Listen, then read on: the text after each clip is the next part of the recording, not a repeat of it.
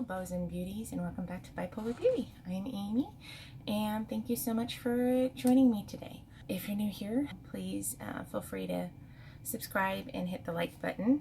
I have been kind of MIA. We could not seem to get rid of COVID in our household, so we were in quarantine, and then we had a good 10-day grace period of COVID-free once we were out of quarantine, and then all of a sudden my husband tested positive, and the day he tested positive, I had been showing symptoms. I did not associate it though with COVID. I had been showing symptoms for several days once I realized what was happening when he tested positive. My symptoms were, I was just really out of breath. I didn't have a cough. I never had a fever or a sore throat or anything like that. I just seemed winded all the time, and my mom kind of kept mentioning it one week, and I'm like, gosh, you really seem out of breath. And it's like, oh, I'm just fat, and I'm trying to do things, and my body's not used to me doing things. So I just chalked it up to that. And then when he tested positive, I don't know if I had a panic attack that kind of put me into full-blown, like, whatever, but that same day he tested positive, I actually felt like just somebody was squeezing the bottom of my lungs, so I couldn't get a full breath in. We decided to isolate ourselves together. Just thought it would be smart just to take it upon myself to just go ahead and isolate myself, which meant our 4 kids were left to their own devices for 10 full days. That was really interesting because within those 10 days they started back at school. So we were getting constant phone calls of like, can you please tell your child to log on? Can you please tell your child to stop doing what they're doing, or, you know, whatever it was. And it's like, we're sorry, we're in the basement right now, and it's hard to parent from down here. Our kids are gonna suck for the next week and a half until we are out of quarantine or out of isolation. And then we got out of isolation, and now we're just finishing up our quarantine. But anyways, during that time I was hoping to be able to film a whole bunch of videos, but I just never was feeling well enough. I didn't really show any other signs until the 3rd day into isolation, when I discovered I couldn't smell anything or taste anything. And to this day, we're on like day, I don't know what day we are in, but I still can't taste or smell. And even though you might think that's a great weight loss plan, it's not. I miss food so much. You don't realize how much you love something until you can't have it anymore.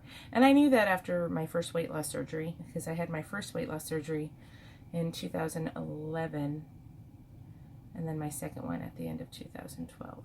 Something like that. Don't quote me on that. But anyways, my first one, I lost 100 pounds really quickly. My highest weight, blah, blah, blah.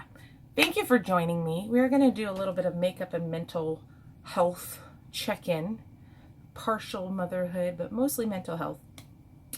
But anyways, like, once I realized there were foods I just couldn't eat after my weight loss surgery, I just mourned and grieved my new life. And then I realized I still could actually eat everything. My weight loss was just the surgery was just a tool.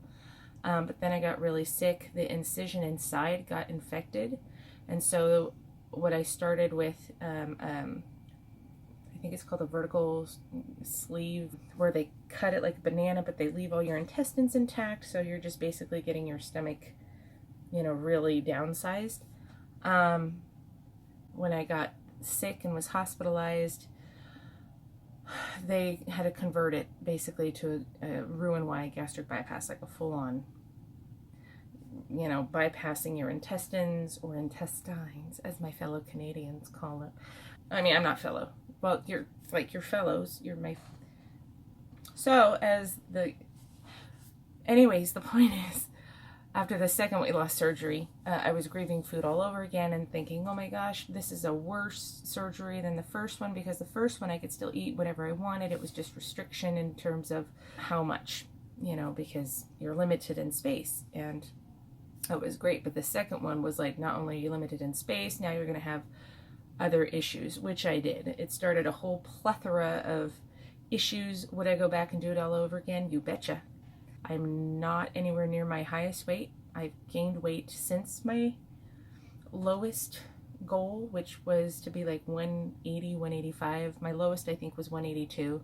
My highest recorded was 374. So I was almost 400 pounds, but I know I was at least 400 pounds at my highest. I just didn't get on a scale. But I was wearing size 36, 38 clothing, and now I'm wearing a comfortable 18-ish, depending on what I'm wearing. Whatever, my lowest, I was a size 10, 12, which was fantastic, but just, it didn't look like me. Like, I didn't like who I saw in the mirror. So even though I wore a smaller size, I looked in the mirror and I didn't recognize myself, and I didn't like who I saw. So even though it was really cool because you got so many compliments, and then you're thinking, gosh, I must have been a beast before. I must have looked like crap before. I felt kind of like a repeat. I felt like I was in the Twilight Zone when I couldn't taste anything. It's like, oh my gosh, I just want to taste the food. He made chili the other day, and I ate it because I still need to eat. And for some reason, it's like, I know for a fact this is like the most amazing chili. I can't even tell you, but the mouthfeels were like phenomenal. Like, it was so hearty, and I could tell it was savory and rich. The texture, I've never paid attention to texture as much as I am now. And so I pray that I get my sense of taste and smell back relatively soon. But wow, what an experience. Kind of gives me a new appreciation for food. Very similar to when I had the weight loss surgery. I asked my surgeon if I could gain weight to be about 200, and he said that was fine, because I was just more comfortable in seeing myself like that. Excuse me, it could have been body dysmorphia. I don't think so, because I saw how small I was, and I think that's why it scared me. It's like, I don't think I'm meant to be like super small, super skinny, or just skinny. I feel like I have a wider frame. I'm very boxy. I don't have curves. When I was heavier, I had curves. A year after my weight loss surgery, my second one, I did have a breast reduction and something called a paniculectomy, where it removed all the excess skin around my tummy, like my apron, or the panis.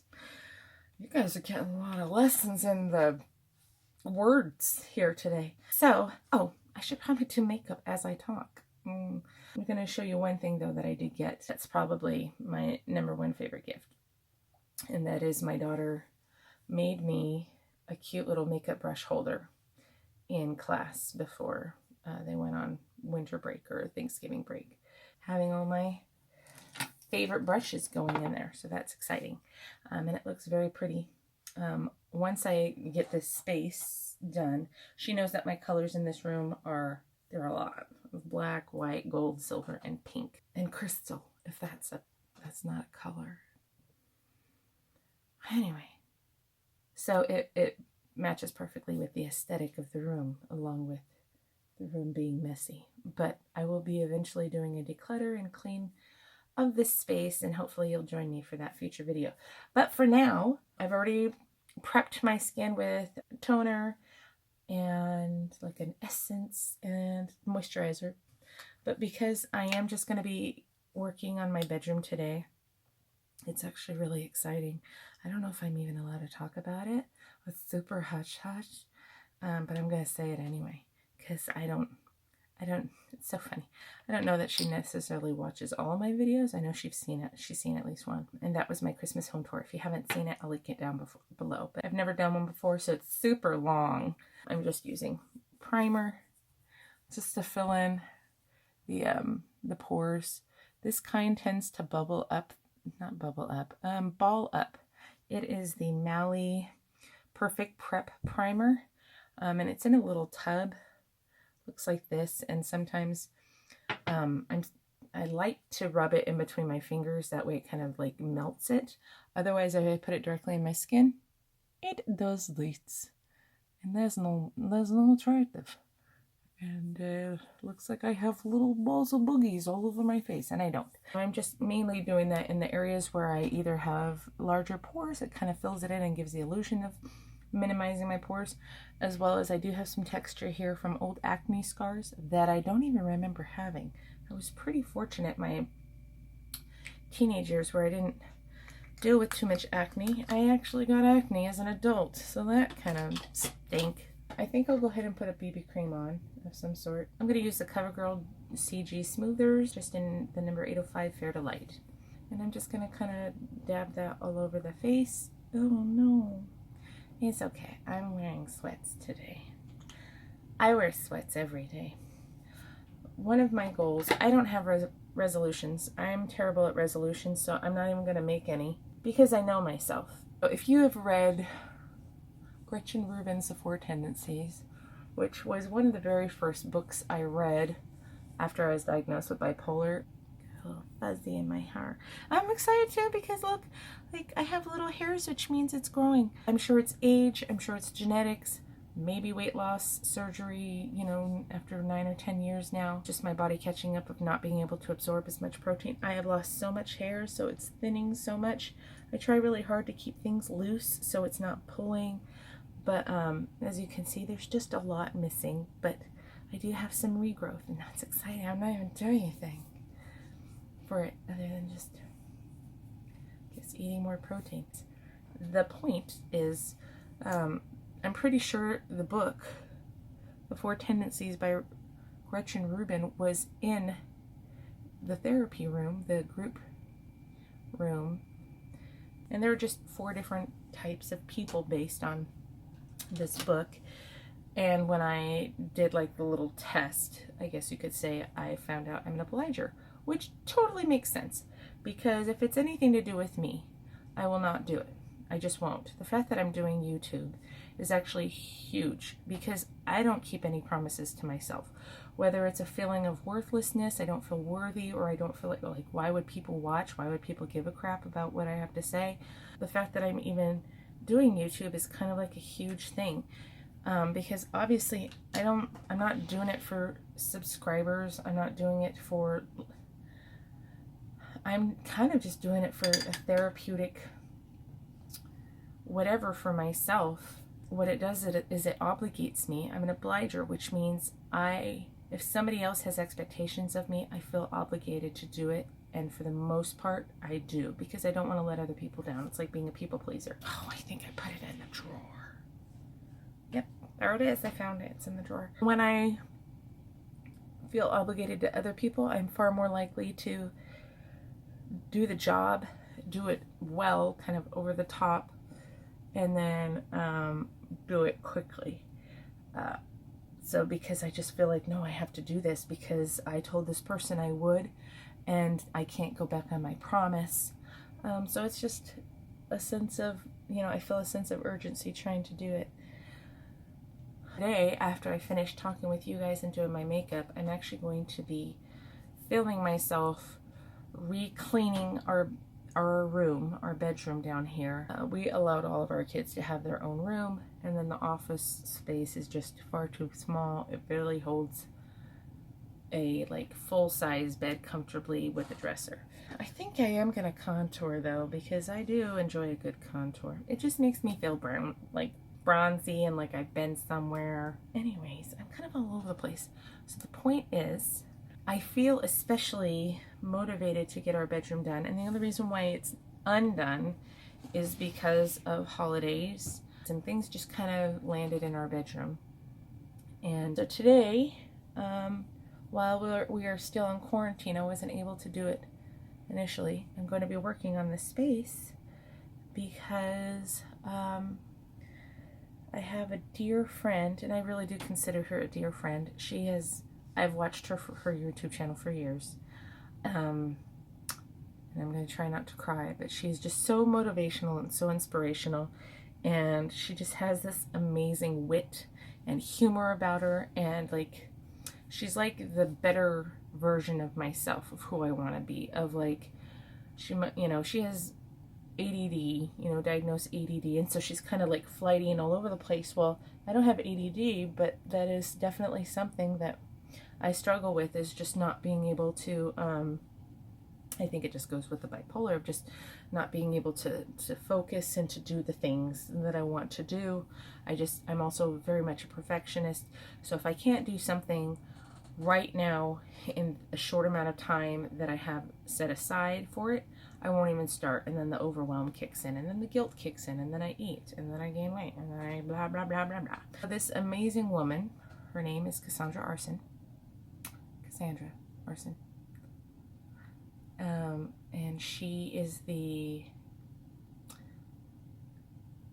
like the reason why I started wanting to do YouTube, is because I've been watching her on YouTube for years and years, and she has a channel called Clutterbug, and I will link her down below. But what really changed it for me was this past summer of 2020, we had the privilege of doing a self-shot TV show for HGTV called Hotmess House, and we're so forever grateful for that experience. It was a beautiful home, but because it's a 100-year-old house, there are just so many things that go along with it. And when we moved in, like the fridge broke within the first week, and or not the first week, like the first 3 weeks. And I applied for this TV show through YouTube because that's how she was requesting the casting to happen. Like that's how they found their families that they shot for, through her YouTube. And we barely lived here for, I think, maybe 5 days. And I'm like, oh my gosh, we haven't started unpacking. But you know, we haven't unpacked all of our boxes ever since we joined the military 10 years ago. We have always had excess. We've always had to like rent a truck in addition to having the Army move us. We've always had to do a partial. And especially with the last move, moving to Kansas, because it was so last minute and unexpected. When Sam came home from Korea, we had 3 weeks to move from, and we were supposed to have another year in Missouri.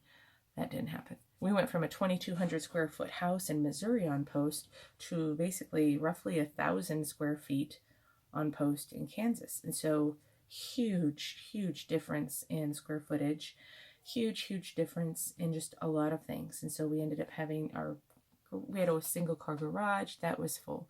We had to rent out I think it was a 10 by 20 space, and that was jam-packed.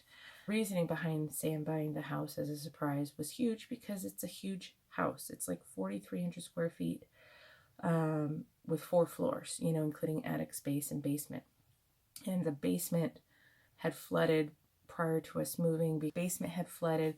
Well, then when we moved in during the fall, the basement was flooding during filming. The fridge went out like within the first 3 weeks of us living here. Like it was just thing after thing after thing, and the money was gone. Like we didn't have money. Any tax refund we saved was gone. The payment that we got from the show was $1,000. That just paid for a new fridge. That was it. Like so I'm a part, because I've purchased all of Cass's books, but one in particular. If you purchase one of her books, you get to actually be a part of an exclusive Facebook group. It's called Organizing Experts, and we have once a week Facebook Live meetings and things like that, where she does mock consultations for people who possibly want to do, you know, open up their own cleaning and organizing business, or if you just, you know, she calls herself a recovered slob or something like that. But anyways, and then she convinced herself that she's not a slob. She just organizes differently. During these Facebook things, I offered to do one of the mock consultations. And so prior to us being able to complete our basement, we didn't even have walls up.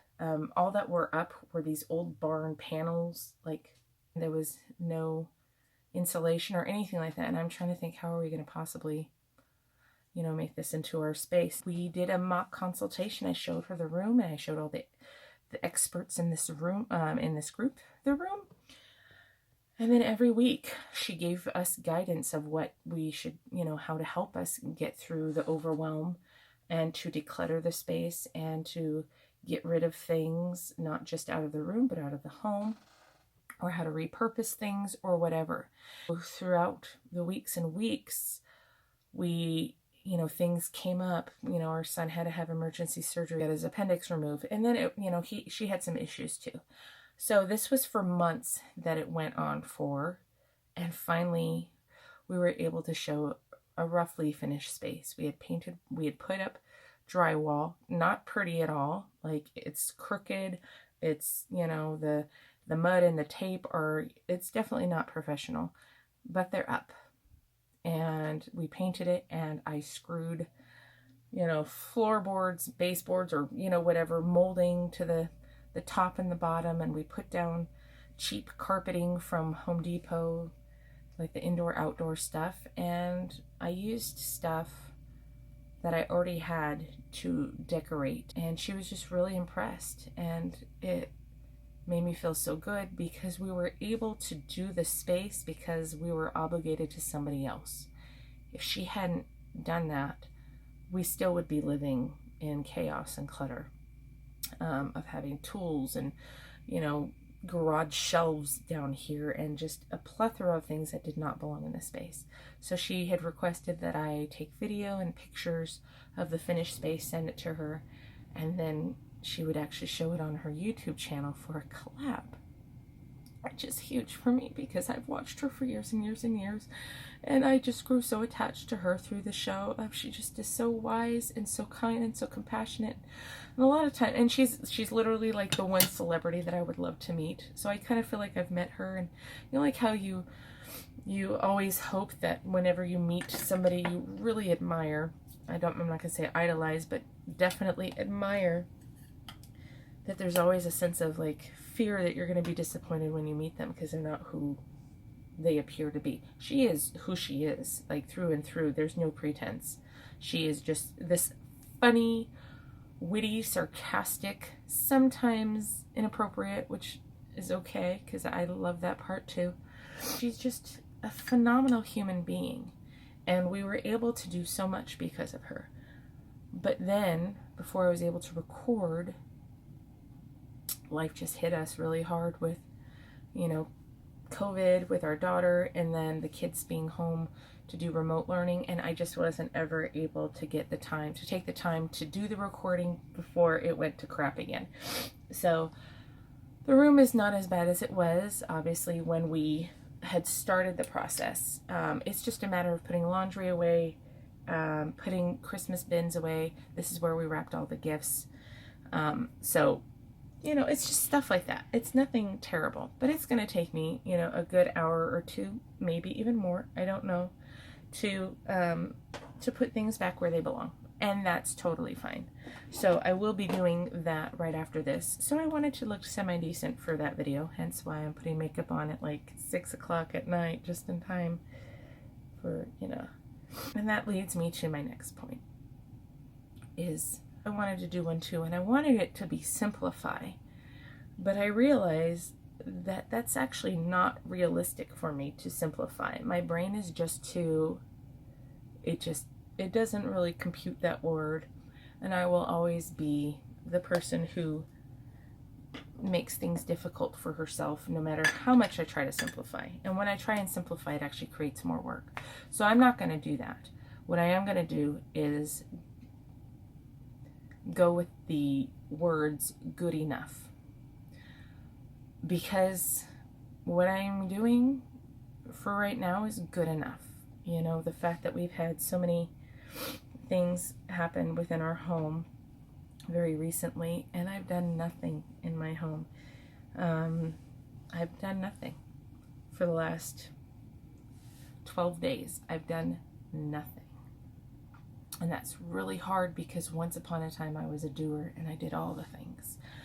So it was really hard to have to rely on other people. It was really hard to kind of step away from control, of not being there for the kids.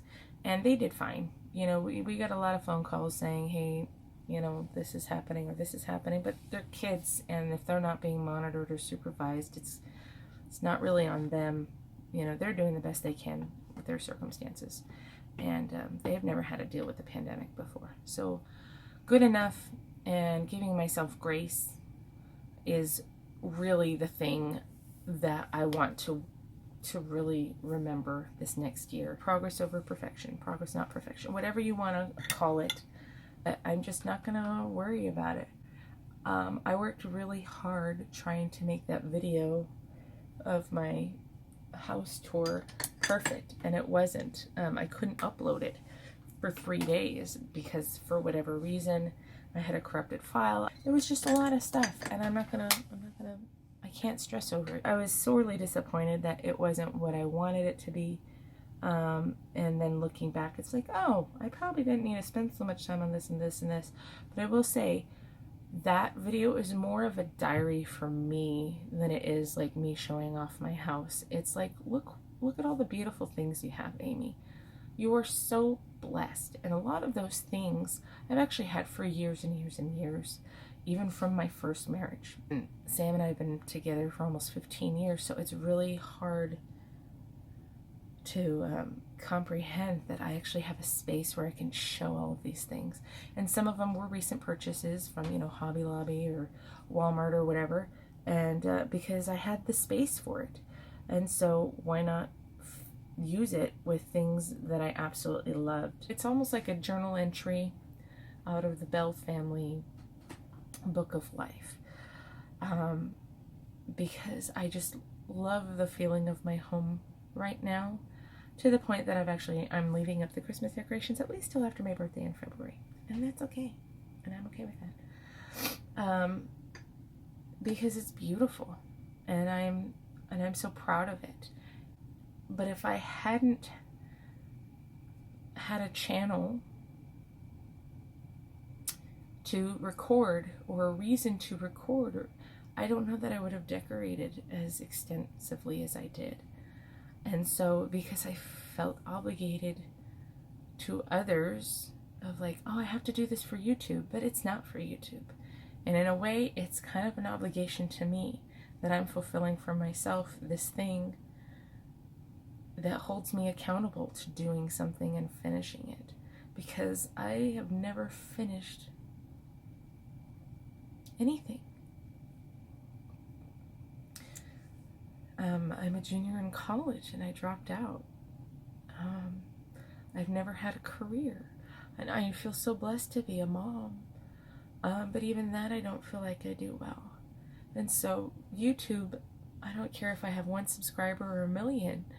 It's more for me of like wanting something more for me, because bipolar has taken away so much of me, and I'm tired of it.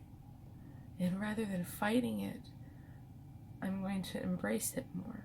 Sam and I had a discussion about a movie like The Avengers Endgame or something. I don't even know what it's called, but I've never seen any of the Captain America storylines. I think I saw Iron Man. I don't even remember, because I probably fell asleep. But there was something in Endgame, and I'm sorry if I spoil anything, and it's just a very small memory, and I'm not even probably going to say it right. But something that was so amazing to me is when I saw the Hulk. He was in Hulk form, but he was calm. And he said the secret is he's just always angry.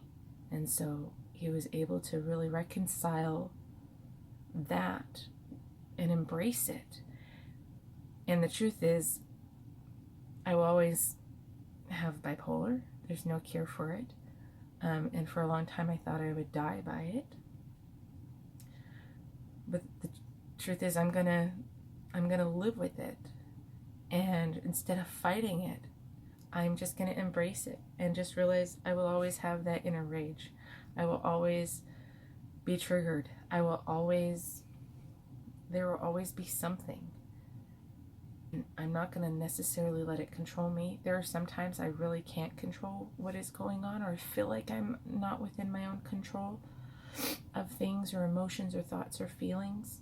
But just giving myself enough grace. It was just a really beautiful moment that I cried over with Sam. Like, that was like so meaningful to me that he just embraced it. And so I just really appreciate that. Anyway, I'm going to finish up lashes, but I really, see, my nose is leaking because I got emotional. I really hope that you all are able to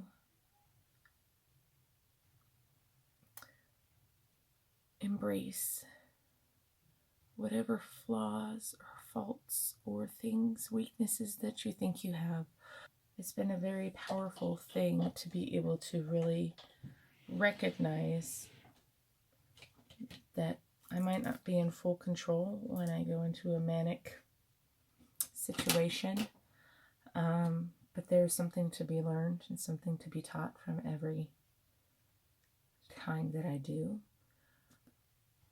Whether it's me explaining why something triggered me and using my words in a gentle and kind way, instead of yelling and reacting negatively, it could be more of like, this is why I'm feeling this way. I'm feeling very insecure, or it makes me not trust, or this feels very familiar. We've been through this before. So things like that immediately stir feelings of like, oh, it's happening again. You know, any negative things that have occurred, whether it's in my life, my marriage, my kid, anything that feels slightly familiar in a negative sense, I really struggle with recognizing it immediately and saying, oh, nope, we've been here before, but this time it's different because, you know, and it's really easy to look back on things and think, oh, I should have handled that so much differently. What's hard is stopping yourself in the midst of it. And that is what I've been working on, especially with relationships, is like, I don't want to be miserable in my marriage. And Sam is an amazing spouse and friend. And when things happen that I don't have control over, I have to remember that it's not a personal thing. It's not like, oh, you did this to me because you know it would bother me so much. It's just something that happened, and unfortunately it might negatively impact me, but it's up to me what I do with those feelings. And that's so hard to do in the moment. Anyways, this has been a really long video. And I hope you guys are all doing well, not just in spite of everything, but especially because of everything going on. And if there's one takeaway from everything that's happened in the last 365 days, it is we just need to be kind to others and be gentle with ourselves. And that's good enough for me. Thank you so much for joining me today. Again, if you're new here and you liked what you heard, I will be posting once a week. I'll have my video showing my posting schedule down below. But if you like what you hear, like what you see, please, please, please feel free to subscribe and share. Even if just one person hears what I've said and it can help just one person, I know that really helps to heal my soul, is to not feel so alone. And I think that's what putting myself out here doing this is also about, is just connecting with others who might feel the same as I do. Anyways, thank you so much, and I hope you all take care of each other and be kind to one another, and I'll see you next time. Bye.